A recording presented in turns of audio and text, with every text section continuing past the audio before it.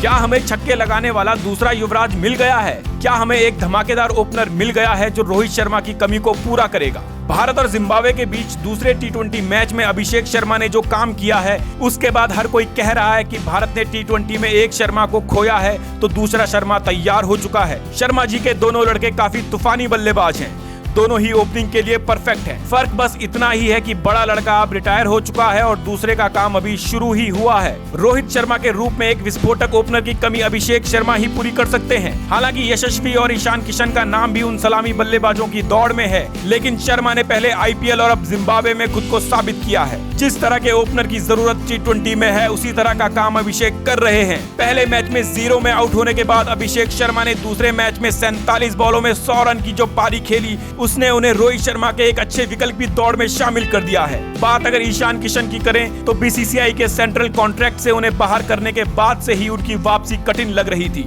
और अब ओपनर के तौर पर अभिषेक की परफॉर्मेंस के बाद ये वापसी कठिन से भी कठिन हो चुकी है, क्योंकि पहले ही ऋषभ पंत और संजू सैमसन जैसे विकेटकीपर बल्लेबाज मध्यक्रम में बेहतर ऑप्शन के तौर पर परफॉर्मेंस दे रहे हैं। ईशान किशन का सेंट्रल कॉन्ट्रैक्ट बीसीसीआई ने तब खत्म किया था जब ईशान किशन ने कई वार्निंग के बाद भी रणजी के मैच नहीं खेले। दरअसल नियम के मुताबिक सिलेक्शन के लिए पहली प्राथमिकता रणजी क्रिकेट को ही दी जाती है, आईपीएल को नहीं। ईशान जय शाह की वार्निंग के बाद भी रणजी खेलने नहीं पहुंचे थे और इसकी जगह उन्होंने हार्दिक पांड्या के साथ आईपीएल के लिए प्रैक्टिस करना ज्यादा बेहतर समझा था। अब इस घटना के कई हफ्तों बाद ईशान किशन ने अपना पक्ष रखा है। ईशान ने इंडियन एक्सप्रेस से बातचीत में कहा कि ज्यादा खेल और ट्रैवल के चलते उन्हें खुद के स्वास्थ्य में कुछ गड़बड़ी लगी, इसीलिए उन्होंने साउथ अफ्रीका टूर के लिए टेस्ट टीम में सिलेक्शन होने के बावजूद बाहर होने का फैसला लिया था। अब ऐसे में जब वो इंटरनेशनल से ही ब्रेक ले रहे हैं तो डोमेस्टिक में भी कैसे खेलते? उन्हें अगर खेलना ही था तो वो इंटरनेशनल से भी ब्रेक क्यों लेते?